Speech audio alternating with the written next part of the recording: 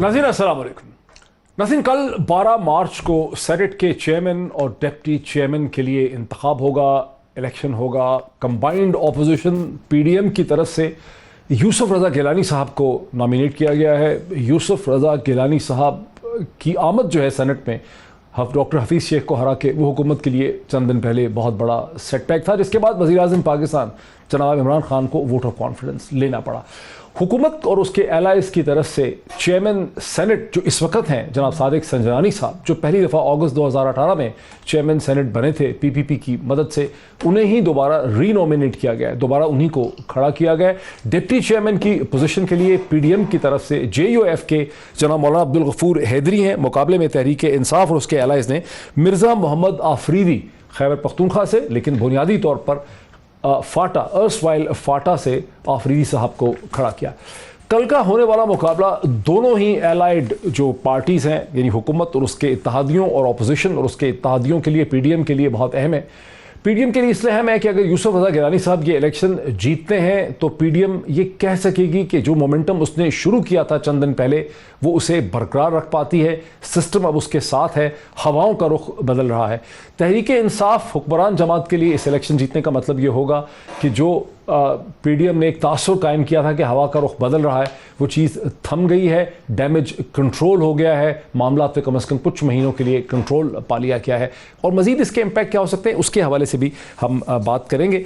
यही वजह है कि दोनों तरफ से उम्मीद का बहुत ज़्यादा मुजाहरा भी किया जा रहा है। सबसे पहले सेनेटर फैसल जावेद साहब को सुनते हैं, जिनसे ये सवाल पूछा गया तहरीक इंसाफ के सेनेटर से कि नंबर तो आपके थोड़े हैं, आपके तो 48 हैं, दूसरी तरफ 51 है, तो फिर उम्मीद किस चीज़ की?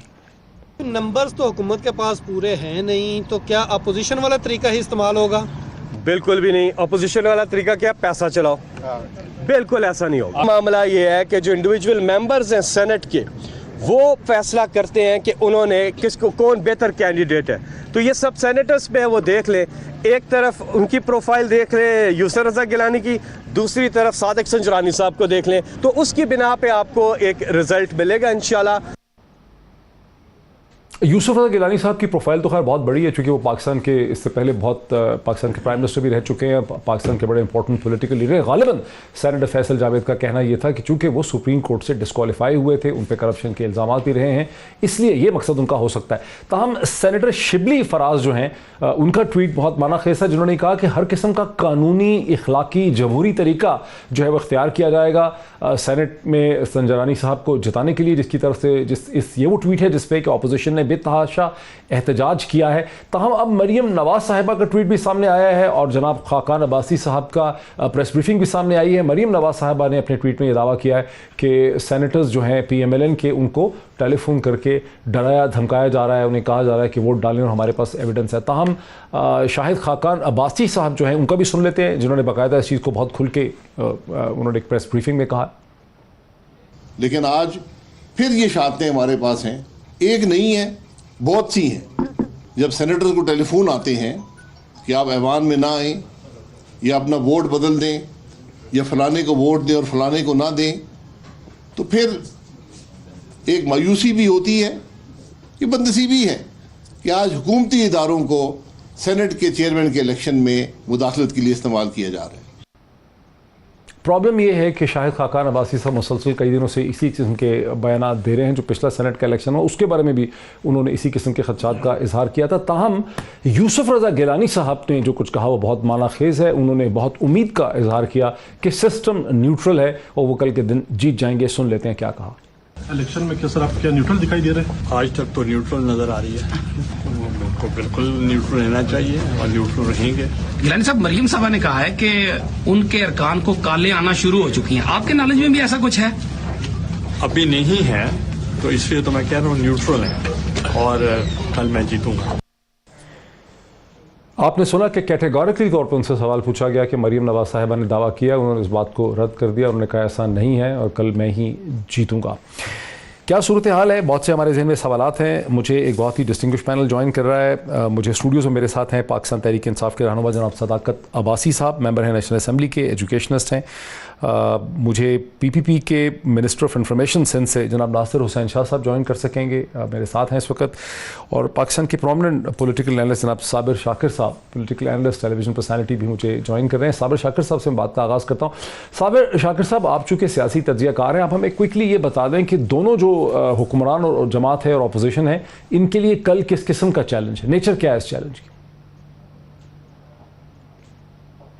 देखिए, मेरा ख्याल है कि कल ज़्यादा जो इस वक्त मार्केट में चीज़ें चल रही हैं वो तो यही हैं कि 3 जो मार्च को कौमी असम्बली में हुआ सीक्रेट बैलेट का हुस्न, वो शायद हमें कल भी नज़र आए सेनेट में। और 3 मार्च को 50-50 का रिज़ल्ट आया था। एक सीट वो जीत गए और एक सीट हुक्मरान इत्तेहाद जीत गया था। तो ज़्यादा जो इस वक्त मार्केट में हैं, हार्ट फेवरेट सादिक सिंजरानी साहब हैं और डिप्टी चेयरमैन के लिए गफूर हैदरी साहब हैं।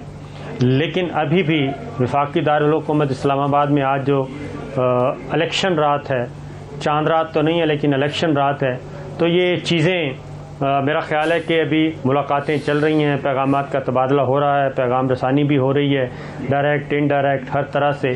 तो चीज़ें मामलात तय किए जा रहे हैं अभी भी, और कल जो भी रिज़ल्ट आएगा उसमें काफ़ी लोग ऑन बोर्ड होंगे। लेकिन एक बात तयशुदा है कि कल भी कौम जो है वो खुफिया बैलेट का हुस्न ज़रूर देखेगी।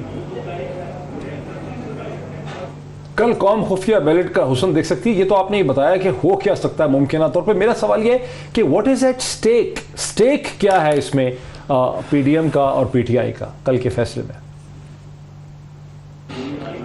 देखिए, सबसे ज़्यादा परेशान जो है वो मुस्लिम लीग नवाज़ ज़्यादा परेशान नज़र आ रही है और वही इल्ज़ामात लगा रही है एजेंसियों पे, टेलीफोन आ रहे हैं, नहीं आ रहे। और हमने उसकी वजह है कि मुस्लिम लीग नवाज़ को और ख़ास तौर पे मरीम सफदर साहिबा को शायद इस बात का अंदाज़ा हो गया है कि उनको माइनस किया जा रहा है और वो माइनस हो चुकी हैं और मामलात उनसे बाला तय किए जा रहे हैं। आप इससे अंदाज़ा करें कि उन्होंने ना तो चेयरमैन सेनेट के लिए अपना उम्मीदवार उतारा, अगर उनको ये 100% यकीन होता, और ना चेयरमैन सेनेट के लिए उन्होंने उम्मीदवार मांगा पीडीएम से, और ना ही डिप्टी चेयरमैन सेनेट के लिए अपना उम्मीदवार मांगा। वो कहते हैं कि बस हमें लीडर ऑफ अपोजिशन बना दें। अभी लीडर ऑफ अपोजिशन पे अलग से फटा होना है। तो इसलिए आप एहसन इकबाल साहब को सुन लें, शाहिद खाकान अब्बासी साहब को सुन लें, मरीम सफदर साहबा के ट्वीट देख लें। ये बड़ी दिलचस्प बात कही है साबिर शाकिर साहब, बहुत दिलचस्प बात आपने की है। ज़रा मुझे इसी को लेकर मैं नासिर हुसैन शाह साहब की तरफ चलता हूँ। कराची में मेरे साथ इस वक्त हैं सिंध के इंफॉर्मेशन मिनिस्टर, पाकिस्तान पीपल्स पार्टी के इंतहाई प्रोमिनेंट रहनुमा और लीडर नासिर हुसैन शाह साहब। आपने सुना साबिर शाकिर साहब को, और ये लग भी रहा है कि जिस दिन से वोट लिया है प्राइम मिनिस्टर ने, वोट ऑफ कॉन्फिडेंस, उस दिन भी पाकिस्तान पीपल्स पार्टी के लीडर मुतमईन नजर आ रहे थे। कोई इमोशनल रद्द-ए-अमल नहीं है, कोई लड़ाई झगड़ा नहीं है, कोई शोर होगा नहीं है। पीएमएलएन के रैंक एंड फाइल में बहुत इस्तराब पाया जाता है, बहुत परेशानी पाई जाती है। क्या ऐसी चीज़ आप कर रहे हैं इस सिस्टम के अंदर जिसमें आप खुद तो बड़े मुतमईन नज़र आते हैं, सेटिस्फाइड नज़र आते हैं, यूसुफ रज़ा गिलानी साहब बड़े सेटिस्फाइड नज़र आते हैं, लेकिन पीएमएलएन परेशान नज़र आती है? ऐसा क्या हो रहा है? बिस्मिल्लाहिर्रहमानिर्रहीम, अल्लाहुम्मा सल्ली अला मुहम्मद व आले मुहम्मद। अस्सलाम वालेकुम जी सबको। देखें, एक तो हम में किसी किस्म की कोई वो नहीं है कि कोई दरार कह लें या कोई इस तरह का जो कहा जा रहा है मुख्तलिफ, आप यहाँ तो नहीं, लेकिन वैसे मुख्तलिफ मीडिया पे, सोशल मीडिया पे ये बात आ रही है कि जी कोई ऐसा बिल्कुल नहीं है। हम पीडीएम में सब लोग साथ हैं। ठीक। और ये जो आप कह रहे हैं कि जो मुख्तलिफ बयानियाँ नजर आ रहे हैं, ऐसा नहीं है। देखिए, अगर किसी को फोन आया है तो उन्होंने जरूर बात की होगी, और गिलानी साहब को जाहिर है उनके लिहाज से किसी को फोन नहीं आया, वो समझ रहे हैं कि फेयर चीज हो रही है, तो उन्होंने जो बात की है वही होगी। अगर उनको अभी कोई बता देता है कि जी उनके पीपल्स पार्टी के किसी सेनेटर को कोई फोन आया है, कोई और बात है, तो वो भी सामने आ जाएगी। लेकिन ऐसा नहीं है, और हमें अपने इदारों का बड़ा एहतराम है, और अगर वो इसमें इस तरह की कोई बात नहीं हो रही तो एक अच्छी बात है, एक अच्छी सिम पे हम जा रहे हैं, और इट्स गुड। अगर पीएमएलएन के किसी को फोन कॉल्स आ रही हैं तो वो पीएमएलएन को क्यों आ रही है, आपके लोगों को क्यों नहीं आ रही है, इसकी क्या वजह है?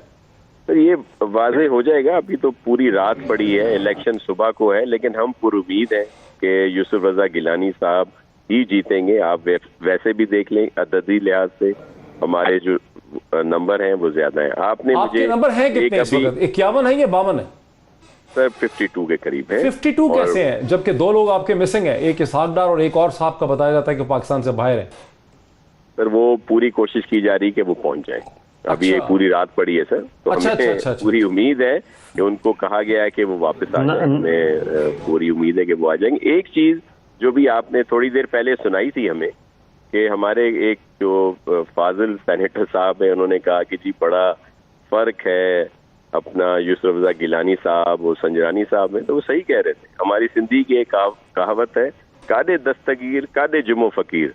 तो जाहिर है यूसुफ रजा गिलानी का अगर आप कदो काट देखें तो बहुत बड़ा है, और संजरानी साहब भी हमारे लिए बड़े काबिल एहतराम है, लेकिन जाहिर है वो प्राइम मिनिस्टर रहे हैं। अब ये इनकी अपनी तावीलें हैं, इस तरह के इल्जाम अगर हम भी लगाने शुरू कर दें तो मुनासिब नहीं है। तो इस तरह की बातें इनको नहीं करनी वो तो मैंने भी कह दिया कि यूसुफ रजा गिलानी साहब की जाहिर एक बड़ी पॉलिटिकल प्रोफाइल है। वो पाकिस्तान के प्राइम मिनिस्टर भी रहे हैं, उससे पहले स्पीकर भी रहे हैं, उनकी बड़ी हिस्ट्री है 1980 की दिहाई से।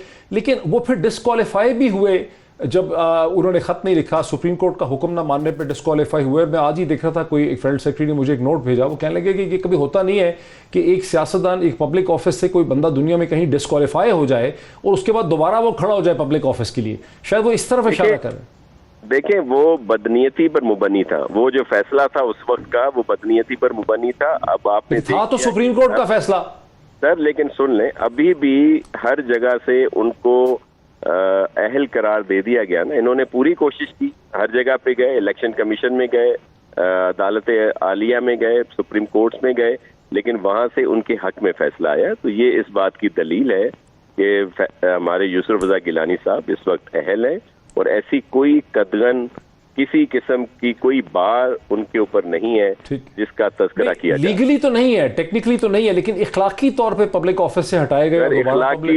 इखलाकी तौर पर यूसुफ रजा गिलानी साहब जो हैं वो बहुत बड़े बुलंद जगह पे हैं कि उन्होंने जो पार्टी पॉलिसी थी, जो एक गलत उनसे कोई कहा जा रहा था, जिस पर उन्होंने, ये तो उनके लिए हम खराज तहसीन पेश करते हैं यूसुफ रजा गिलानी साहब को कि उन्होंने वो डट गए कि कोई गलत बात नहीं मानी, और उन्होंने वो फैसला, जो लेटर था वो नहीं लिखा जो वो समझ रहे थे कि नहीं लिखना चाहिए।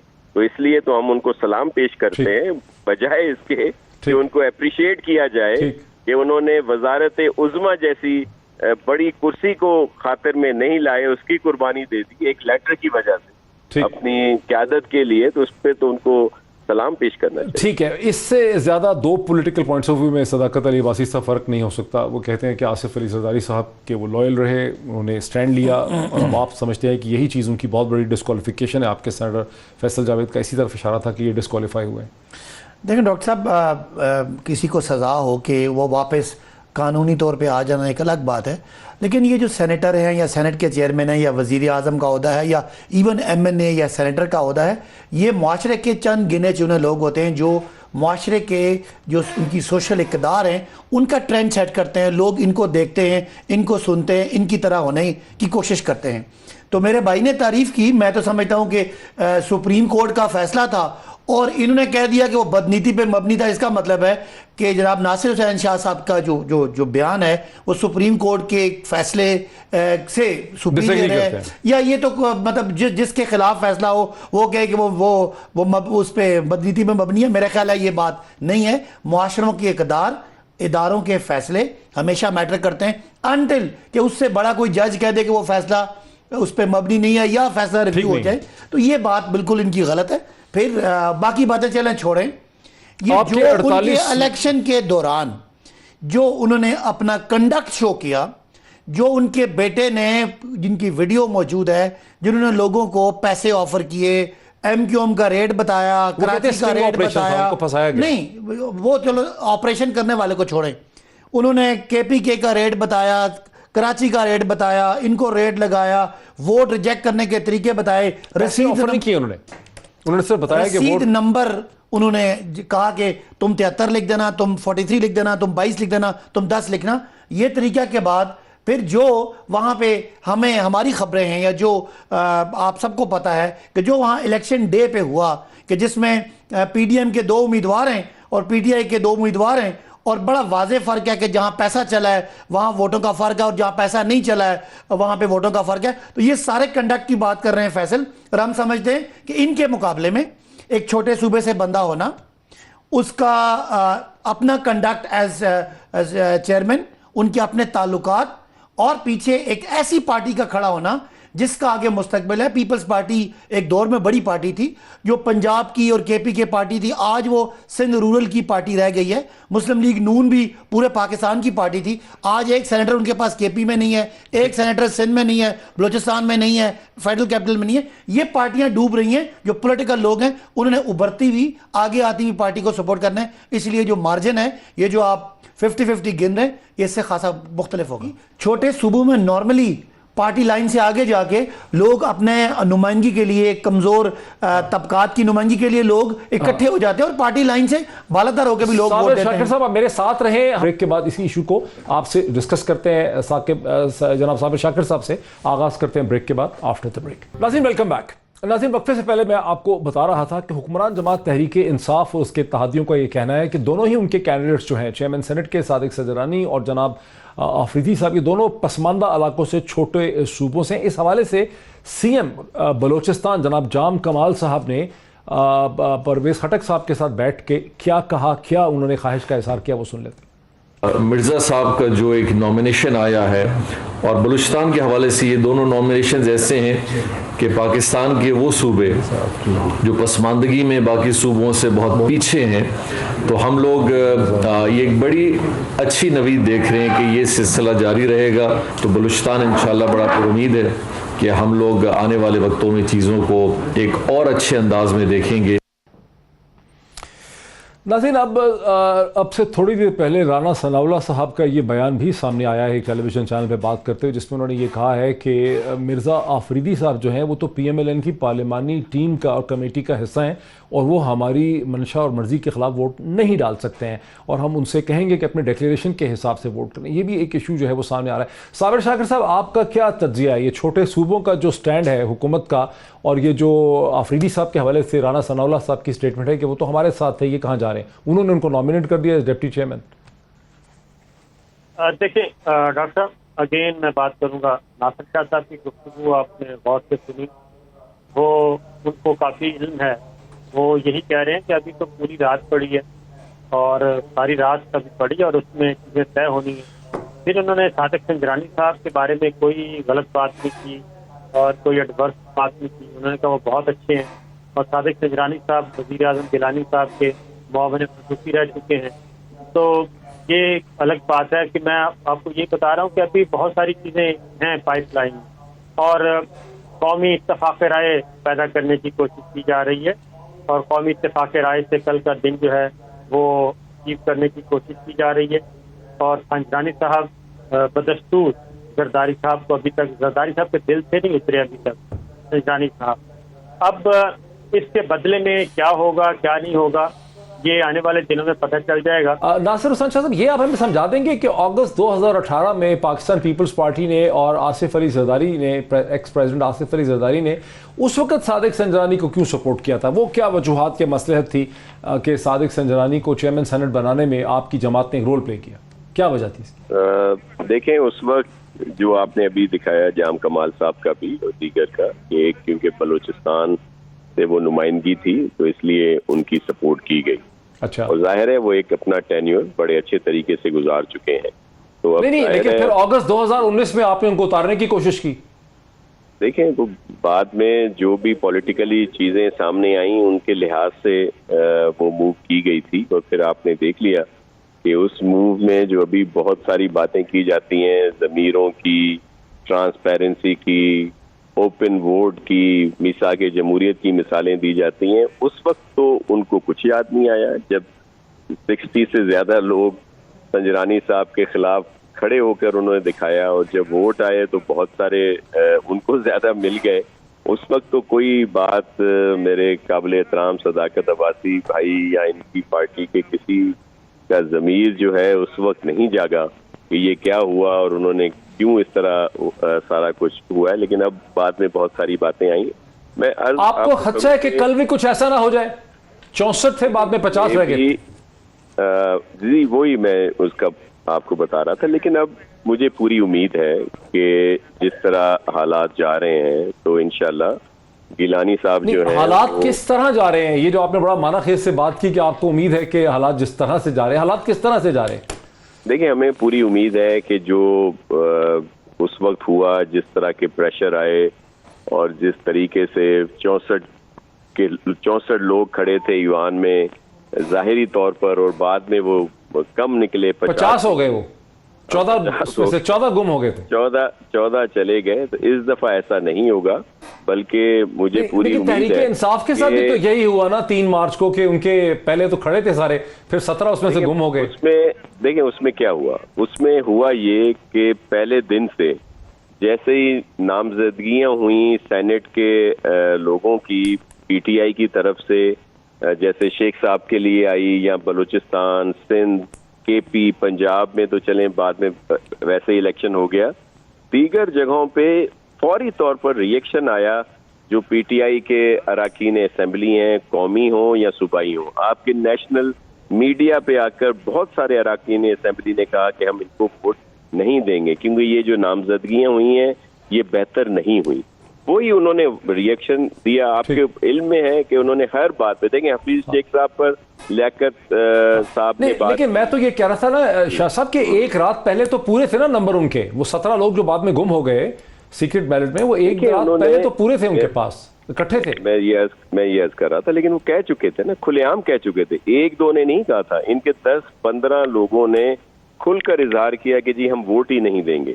नहीं तो अभी तो कोई भी नहीं मान रहा कि किसने वोट नहीं डाला, उन्होंने बाद में जाके वो शेख रशीद साहब कह चुके हैं कि प्राइम मिनिस्टर साहब को उनका इल्म है, और फिर आपने देख लिया कि प्राइम मिनिस्टर साहब ने एतमाद का वोट लेकर उन सबको एनआरओ दे दिया। वैसे तो प्राइम मिनिस्टर साहब हर बात पे कहते हैं एनआरओ नहीं देंगे। अच्छा सदाकत अब्बासी साहब, नंबर आपके पास 48 हैं, उनके पास कम से कम 51 है, 2 का फर्क है, ये 2 इधर से इधर माइग्रेट होंगे, क्या होगा? सुबह लोग अपना माइंड चेंज करेंगे? देखिए, पहले उन्होंने पिछली बात की कि इनको बड़ा दुख है उसका, 64 इनके खड़े हुए, बाद में 50 निकले। तो भाई हमने तो आपको कहा था कि आप इस वोटिंग को ओपन कर दें ताकि जो भी कोई अगर खड़ा हो बैठा उसको पता हो। नंबर 2 ये कि हम किसी वक्त भी ये नहीं हमने कहा कि जी आपको फलां बंदा वोट ना दे। हम जिस चीज़ पे तनकीद कर रहे हैं वो पैसों की बात पे कर रहे हैं। हम इस तरह कह रहे हैं कि अगर पीडीएम के उम्मीदवार अच्छे होते और पीटीआई के उम्मीदवार बुरे होते, लोगों को हमारी पॉलिसी से इख्तलाफ होता, तो हमारी खातून के वोट ना निकलते। नहीं, लेकिन जिन 2 लोगों ने रिफ्यूज किया असेंबली, उनको तो फारिग कर दिया आपने, नहीं, वो मैं पिछली बात कर रहा हूँ कि अगर कोई जुर्रत करता है तो वो करे, लेकिन हमारा मेन पॉइंट ये है कि जो नेशनल असेंबली में हुआ वो बड़ा वाज़ेह सबूत है कि अगर हमारे इख्तलाफ होता तो दोनों पे होता, दोनों उम्मीदवार इमरान खान के थे। लेकिन जो मुखालिफ पार्टी जिसका रात को बेटा पैसे देते पकड़ा गया, उसके बारे में हमारा ख्याल है आज अगर आप ओपन वोटिंग करते तो शायद आपको जल्दी पता चल जाता, लेकिन आपने जिद की कि खुफिया वोटिंग हम करेंगे, तो फिर खुफिया वोटिंग के बदले आप देखिए आपने अपनी मर्जी से फैसला किया, तो आप उसके कॉन्सिक्वेंसेस देखें। वो जो ओपन वोटिंग थी वैसे उसमें आपने अपने बिल में चेयरमैन सेनेट का नहीं रखा था उसमें? नहीं, अगर देखिए हमने एक प्रपोजल दी थी, ये कहते हैं कि चेयरमैन सेनेट भी रख दें तो हम रख देते। हम तो, इन्होंने तो बार्गेन ही नहीं किया, इन्होंने कहा वोट का तकद्दुस है। तो शाह साहब वोट का तकद्दुस देखते हैं फिर कल कितना आपको अच्छा लगता है। साबिर शाकिर साहब, वो क्या है कि तेरी जुल्फ के सर होने तक वो हनूज दिल्ली दूरस्त, अब रात का क्लॉक शुरू हो गया है, थोड़ी देर में 9 बज जाएंगे, तो ये अगले 12 घंटे आप समझते हैं कि बड़े क्रूशल होंगे? ये बिल्कुल नासिर शाह साहब से एक तो मैं पूछना चाहूँगा, इनकी जरदारी साहब से कब आखिरी दफ़ा बात हुई है? जनाब नासिर शाह साहब, मुलाकात कब हुई है, बात कब हुई है आपकी आसिफ अली जरदारी साहब से आखिरी दफ़ा? जी अभी जब शादी का प्रोग्राम था उसमें उनसे मुलाकात हुई थी। उसको तो बड़ी देर हो गई है, इसकी बखावर की शादी, फोन पे बात जो। ओहो, ये नासिर शाह साहब कह रहे हैं कि फोन पे बताए, फोन पे कब बात हुई?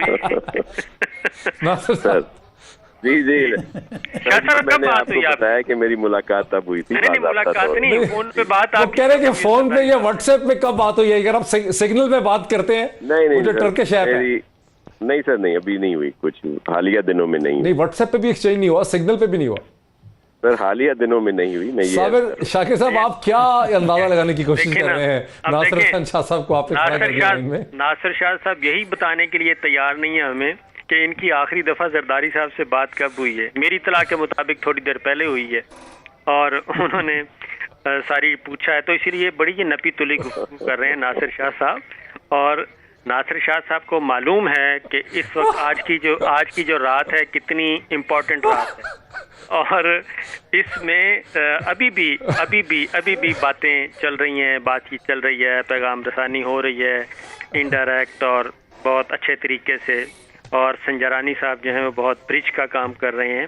तो कल का जो इलेक्शन है उसके बाद आइंदा की पॉलिटिक्स का तयन होना है। तो नासिर शाह साहब को मैं ये कहूँगा कि आज थोड़ी सी, ज़्यादा ना बताएं, थोड़ी सी बात शेयर कर लें हमारे साथ, अपने नाजरीन के साथ, कोई अच्छा मैसेज चला जाएगा। नासिर हुसैन शाह साहब कुछ तो शेयर करें। जी मैं देखिए, साबिर शाकिर साहब जो है मेरे लिए इंतहाई मोहतरम है और फिर आप देख लें इनके नाम में साबिर भी आता है और शाकिर भी आता है। और आज की रात वाकई बहुत अहम, सबर की रात सर, वैसे बड़ी रात भी है, बड़ी इबादत की रात भी है सर। आप आज शब मेराज है और आपके तवज्जो से तमाम मुसलमान भाइयों को मुबारक भी हो, बहन भाइयों को। तो आज वैसे बड़ी अहम रात है। तो इंशाल्लाह जी हम तो दुआ करेंगे और मुकम्मल तौर पर गिलानी सिर्फ दुआ करेंगे या कुछ और भी करेंगे? सर आज दुआ की रात है तो आज तो दुआ ही करेंगे, दुआ ही करेंगे इंशाल्लाह। लेकिन ये नहीं बताएंगे कि थोड़ी देर पहले क्या बातचीत हुई आपकी? सर नहीं, वैसे मैं वैसे साबिर भाई आज रात समझ लें बड़ी रात शुरू हो चुकी है, तो इस लिहाज से मैं ये बता सकता हूँ कि मेरी कोई बात नहीं। इसलिए अभी तक आप भी क्या साबिर साहब, क्या यही वजह है कि मरियम नवाज बहुत परेशान नजर आ रही हैं?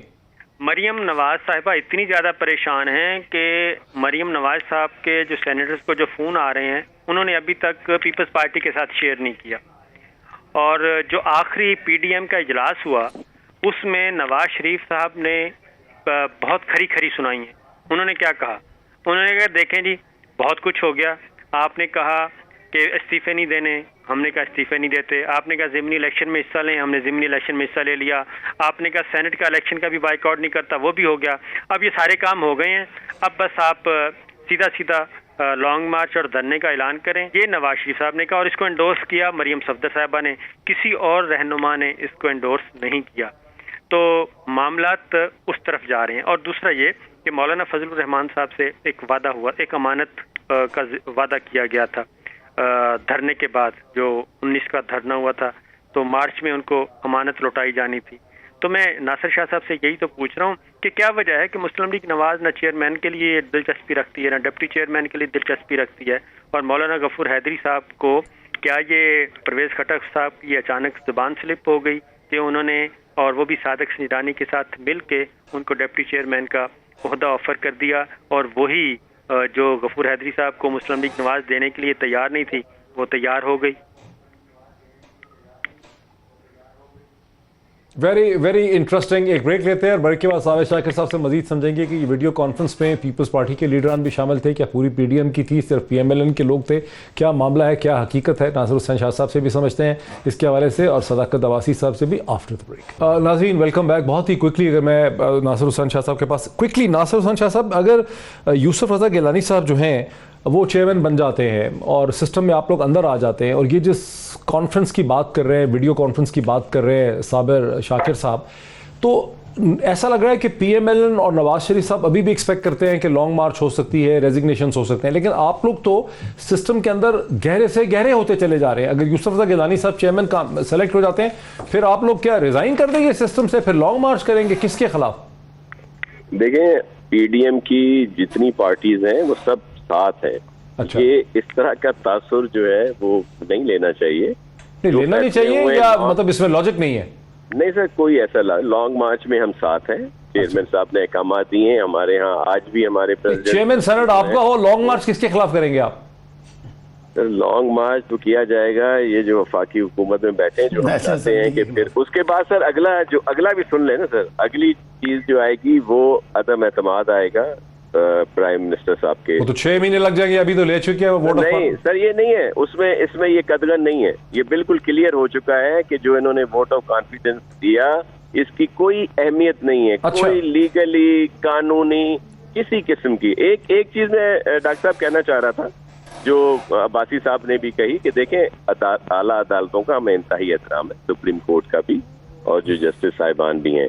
मेरा उस वक्त बदनीयती की जो था वो ये कहने का मकसद था कि वो मूवी बदनीयती पे थी और ऐसा कोई नहीं था, और फैसलों पर एतराज हमें हो सकता है, लेकिन आपने देखा कि पाकिस्तान पीपल्स पार्टी ने वो फैसला माना, इसके बावजूद कि हमें उस पर काफी एतराज था। ठीक है, नहीं फैसले को तो वैसे भी आप क्रिटिसाइज कर सकते हैं, फैसले से इनकार करना और क्रिटिसाइज करना तो आपका राइट है। बाकी आला अदालतों का, सुप्रीम कोर्ट का, उनकी चीफ जस्टिस साहिबान का सर बहुत एहतराम। अब्बासी साहब, जनाब शाह साहब, कोई बात नहीं, आपने बात की है, आपने वापस ले ली, हम नहीं चाहेंगे कि आप फंसे।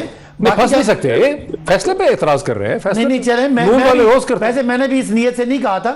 मैंने ये कहा था कि उसका इखलाकी पहलू ये नहीं है, इखलाकी पहलू ये है कि अदालत का फैसला वो हतमी है और अदालत के फैसले के मुताबिक वो उनको सजा याफ्ता थे। मैंने उस हवाले से बात की। बाकी जो ये बात कर रहे हैं, अभी आपने सुनाया कि मरियम साहिबा के जो ट्वीट्स आ रहे हैं बार बार, ये तो हारने की निशानी है। और इनका इल्ज़ाम कैसे लगता है, रिवर्स जाएं, आखिरी इलेक्शन चूंकि अदम एतमाद था, हम जीत गए तो उसमें एजेंसी का रोल, उससे 3 दिन पहले 2 मार्च को ये जीत गए इलेक्शन फेयर, उससे पीछे 3 मार्च को डस्का का इलेक्शन होता है और साथ वजीराबाद, डस्का वाला इलेक्शन सारा धुंध आलूद, साथ वाला बड़ा क्लियर, उसी दिन हम हार जाते हैं नौशहरा में, वो ठीक, कुरम में हम जीत जाते हैं, वहां गलत, सिंध में हम हार जाते हैं, वो ठीक, 2018 में सेंट्रल पंजाब से ये जीतते हैं, वो ठीक, नॉर्थ और साउथ से ये हारते हैं, वो गलत, सिंध से पीपल पार्टी जीती है, ठीक, केपी से हम जीते हैं, गलत। तो इनका कोई मुंह सरी नहीं है, इल्जामात वो होते हैं, वही इलेक्शन कमीशन, वही इदारा, सुन लेना, कहीं भी जरगुमाल नहीं हुआ। सुनो, मैं कह रहा हूं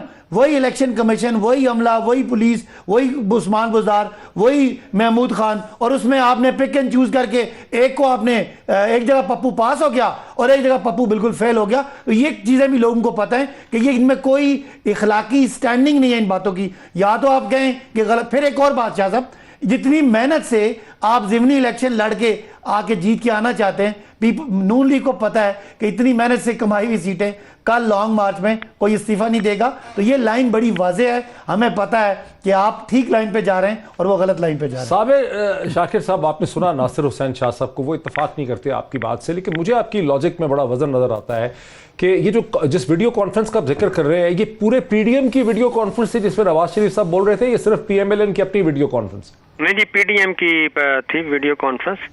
और नासिर शाह साहब से मैं एक और बात, पहले भी उन्होंने नहीं बताई, एक और बात पूछना चाहूँगा, आप बल्कि पूछ लें, प्रोग्राम अच्छा हो जाएगा, कि डॉक्टर आसिम और फैसल करीम, डॉक्टर आसिम और फैसल करीम कुंडी साहब ने आखिरी नंबर इनको क्या बताए हैं कि हमें कितने नंबर हैं हमारे पास?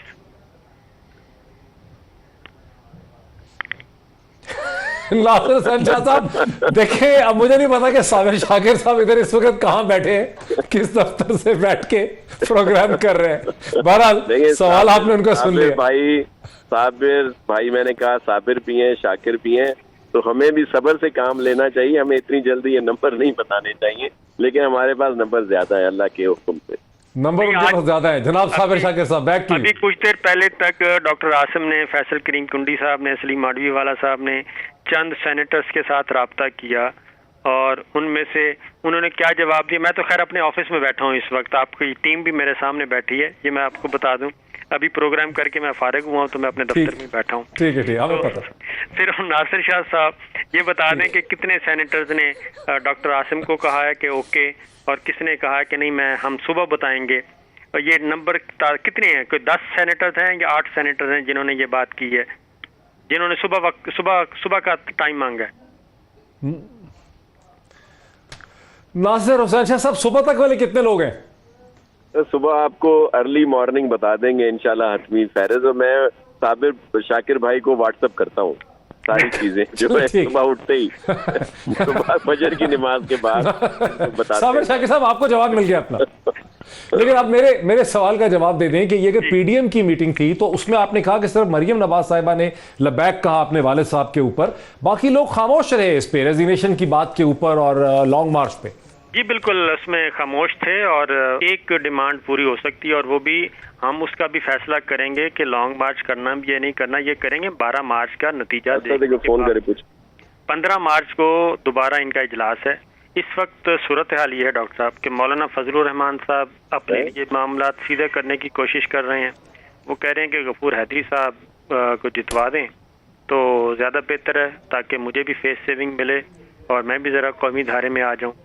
और उसके बाद जरदारी साहब अगर आज रात इस पे एग्री कर जाते हैं कि ठीक है संजरानी साहब ही कंटिन्यू करेंगे, तो फिर अगला फेज जो होगा वो बड़ा डिफरेंट होगा। फिर मुस्लिम लीग नवाज और उसमें भी आधी मुस्लिम लीग नवाज यानी कि मरियम सफदर साहबा और नवाज शरीफ साहब वो फिर अपनी कोई स्ट्रेटेजी करेंगे। और मौलाना फजलुर रहमान साहब अगर उनको आज उनकी अमानत लौटा दी जाती है कल गफूर हैदरी साहब की सूरत में, तो वो भी कंफर्टेबल जोन में चले जाएंगे। फिर वो भी लॉन्ग मार्च में कोई इतनी दिलचस्पी नहीं रखेंगे।